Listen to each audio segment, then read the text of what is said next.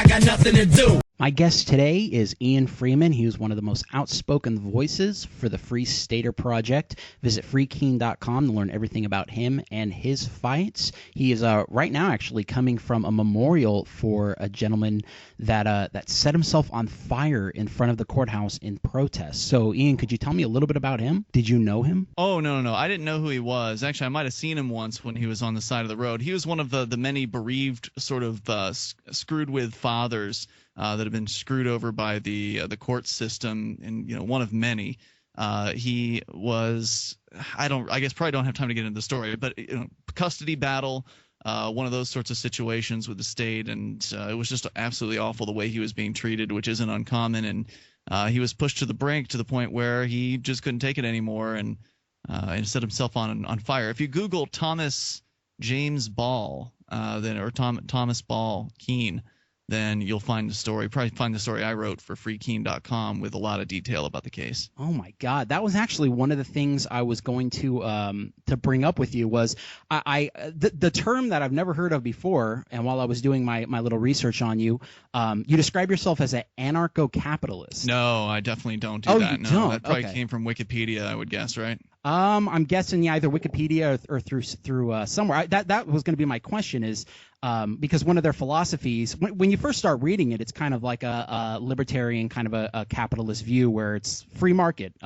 Let's, instead of socializing courts and socializing police departments, we privatize it and have them kind of fight for kind of making us more of a customer and saying who we want to pay for, maybe the cheapest, and have I don't know, certain social services turn into commodities maybe a little bit more. And there's kind of pros and cons on that, but this is definitely seems like where it would actually work, because in a divorce setting the guy gets screwed completely, and there's crazy cracks in that system that I still don't even know why. And I'm in California, so we have it, I think, pretty much worse in the whole country. So what would be your? We already know your kind of views with the courts, and kind of if you want to give a brief explanation about what your what the Free Staters Sure. and what Free Keen's about. Well, I'm a voluntarist, so I flirted with the anarcho-capitalist, but ended up determining that it's a combination of two of the most confusing, anger-inducing words with so much baggage, which of course is anarchist and capitalist. So I wouldn't want to describe myself in those ways. I do support the free market, but I think that people can organize themselves in whatever way they think is best. So if they want to do capitalism, that's fine. If they want to run a commune, that's fine too. Whatever. As long as I'm not forced to pay, as long as I'm not forced to to subsidize someone's system. So I support freedom, and I support human interaction being on a consensual basis. And that's, to me, what voluntarism is all about, is interacting with other human beings consensually, which, of course, the government doesn't do. They are the most successful criminal gang that is known to mankind, basically. So the idea behind the Free State Project is to get people who love liberty. Now, that can mean somebody who's a small government libertarian kind of person, all the way to a voluntarist, somebody who doesn't believe in any coercive system whatsoever. But people that really love liberty, to move to the same place in order to get active, to achieve liberty in our lifetime. We've got over 14,000 people who have signed the pledge to make the move. I'm one of the early movers. I moved back in 2006. And in fact, if you were to move tomorrow, you'd still be an early mover, because we want to get to 20,000 signatures. And then once that 20,000 is reached, there'll be a 5-year window when those 20,000 people have to move to New Hampshire. So we've already got over 1,100 people here. These are, a lot of these early movers, and we're already having a major impact. Free Staters have been called the single greatest threat to the state by a couple of different state representatives. And the state people are pretty frightened, because they've never had to deal with anything like this before, a real concerted, concentrated effort of activism towards more liberty. I'm talking again with Ian Freeman on Nothing to Do Radio on KCAA 1050 AM. From what I understand, the reason why you want all these people to move to Keene is not just Keene; it's all of New Hampshire. All of New Hampshire is to get a certain amount from that pool up into to become the voice for the state, so that they can then make the changes kind of from the inside. We're seeing that happen already with well over a dozen Free State Project participants who have been elected just in this last year. There have been a few dozen, at least several maybe, that have been elected to various different positions across the state. But we've got at least a dozen in the state house right now.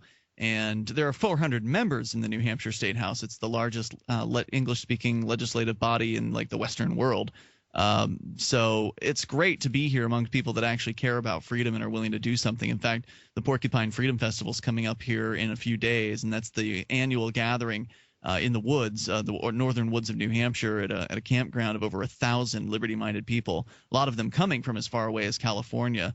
In fact, we just had a couple new movers come in here from California. One lady brought her candy business up with her. She sells candy online. Oh, nice. And another lady is I guess a midwife by trade. And she, for her midwifery, was arrested in California and charged with a felony. And I don't know all the details on that story, but basically she helped somebody give birth outside of the system. I'm guessing licensing issues. Yeah. Probably Yeah, a lot of the charges. Right. Probably a lot of the same reasons why you find yourself, I've seen in court for driving on a suspended license, and usually your fight seems to be.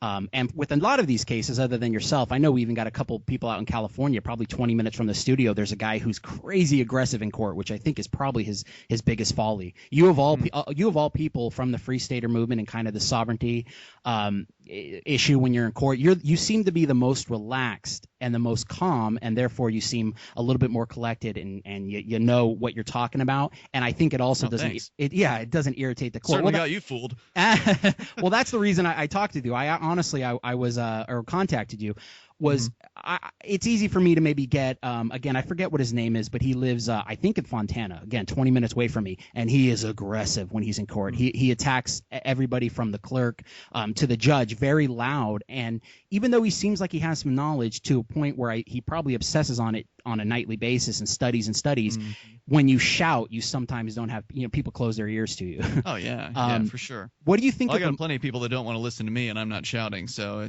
I could see how that would make things worse. Well, they also see you as the figurehead, which I notice has kind of become a funny joke within your group. Is you're when they call you a leader. I don't find it that funny. But, well, no, it is what it is. Meaning your group doesn't really determine itself by leaders. Every man is kind of his own person, and right, which is why even calling it a group is inaccurate. I mean, it's a loose knit collection of individuals, and each person kind of does their own thing. The thing with the Free State Project that a lot of people don't understand, certainly the people in the government don't understand this, is that the government guys are used to this kind of top-down hierarchy structure where there's somebody at the top and they tell somebody else what to do, and there's people below them. But the Free State Project isn't like that. The Free State Project only exists to encourage people who love liberty and who are willing to do something about it, to move to New Hampshire and do something peacefully, I might add, but to move to New Hampshire. And once each person arrives, it's up to them what they do. And there's nobody to check in with. There's no handler. There's no committee or anything like that that's telling us all what to do. And I'm certainly not in charge of anybody. But I get accused of that sort of thing because I have a radio show, and so therefore my voice is a little bit louder. Right. I'm a little bit more noticeable, and I'm a prolific activist. I mean, I'll go out to anything, which is why I was late to your show today, because I was at that memorial for the guy that set himself on fire, and I brought out all the PA, help bring out the PA equipment and all that. So again, I apologize for being late.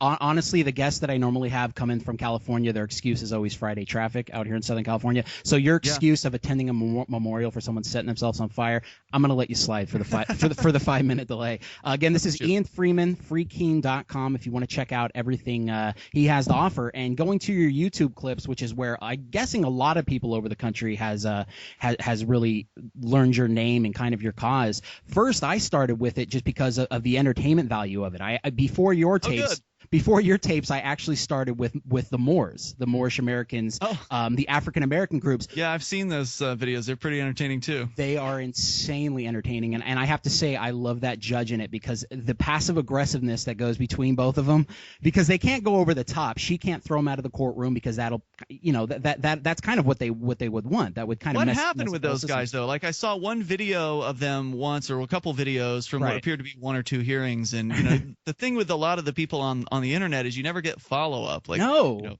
What happened? What's the rest of the story? Did they come to their house and arrest him for failure to appear? I mean, what did they do? Dude, there was 12 tapes of him, and I think in the 12th tape, the judge finally said, "No more talking. This is what I'm gonna charge you with." And then there was never a tape again, and it was like they finally stopped talking. But when you see people like the Moors, who seem to have similar ideals to what you guys are with the claiming the sovereignty and being, of flesh and blood, and you're not a corporation, those ideas, but yet they come with a more aggressive stand And even specifically with the Moors, they have a whole racial side where you can only judge another person if they're the same race of you. I mean, it gets deeper than that, I'm sure. But yeah. So I don't really follow a lot of the conspiracy stuff, or I don't know. I guess conspiracy is not the right word, but the kind of the legal magic words in court. I've tried some of that stuff and I failed miserably at it. You can watch me. You can watch me fail if you look for Ian Freeman arrested court. You'll find my first arrest where I just totally bombed at that. And of course, the people that purport these theories always say, well, you didn't say the right words in the right order, and you got to try it this way. Yeah. And I always say to them when they call my show and purport their ideas, hey, where's your video? I mean, where's the evidence of you trying these things that you're advocating here? I would like to see the video evidence of these people supposedly winning with these theories. I don't think there's anything that's a guaranteed win. I think that, the best thing you can do is to come to New Hampshire if you love liberty and get together with other people who are willing to come to court to back you up and to support you, and just keep throwing stuff up against a wall and see what sticks. I mean, that's why if I'm good in court, it's because I've been in there a bunch of times as a defendant and as somebody who has operated a camera. But we've got the people on the ground here, and it's only going to grow as more people come. So I'd recommend people go to freestateproject.org, but only if you love liberty. If you think it's okay to control people, you don't belong in New Hampshire. And of course, the idea of liberty is where you can live your life how you want, so long as you don't harm anybody else. And if that's something that you are into, and I would look forward to seeing you here. And I'm sorry, but I got to duck out. I've got another interview scheduled on a different station about me getting arrested for recording video in Palmer, Massachusetts, in their town hall, which I recently won that case. Of course, you always have to put quotes around "one" when you're in court. Right, you always lose your time. But this was the one case where I actually got a check from the state. So if you look for Ian Freeman Palmer, or just search Palmer on freekeen.com, you can come up with videos and that sort of stuff. But Brian, I really appreciate you having me on tonight. Ian, thanks for being a guest on Nothing to Do Radio. Again, freekeen.com. Ian, have a great day. Thanks so much. 'Cause I got nothing to do.